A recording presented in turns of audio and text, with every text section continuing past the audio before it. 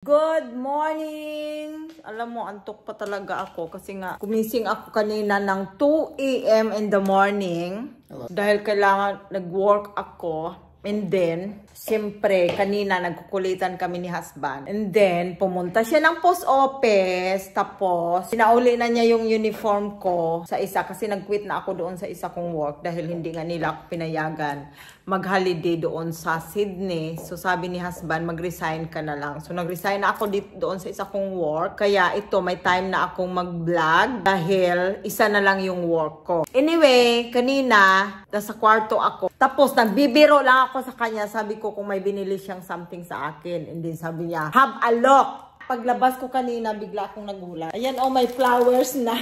Explain, my love, why you buy this one for me? Because I wanted to. And it's just a surprise her. Out of unexpected. For no reason. For loving my mom. Are you sure?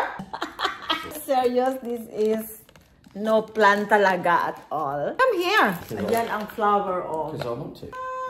Ganda ng flowers natin. Hindi ka na lang kumuha sa garden. Para daw surprise ako. Palagi na lang flower. Akala ko pagkain. Kasi, I thought buy me a food like something that I like. That's why I was asking you if did you buy something for me. No, what I mean. I know what you meant. So, in the food, what you gonna buy? Pokey Pokey ice cream. Huh? Which is the ice cream you like, the Scotch. No. There's another one that I like, the mochi one. Okay. Oh my god, I really like that one. Remember, I eat all? Thursday. No, yeah. Birthday na daw. Bilhan niya ako na. The flowers are nice as well. Mochi. Thank you, my love. Do you love me even I will pangit? Or I am pangit? Whatever. In all cases. Ganyan siya kalambot. That's why we're married. Thank you, my love. I love you too. And just for the sake of getting them.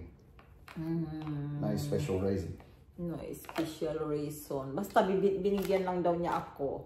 Thank you for the flower. Yan, ganyan yan si Pam. Yes. Ay nako, hindi na ako makatulog ngayon. Gardhagan ating si mamaya. Magla-live pa tayo. Tingnan nyo ang weather. For the first time. Umulan-ulan. Yeah, it hasn't rained for a long time. Yeah. Still raining or what?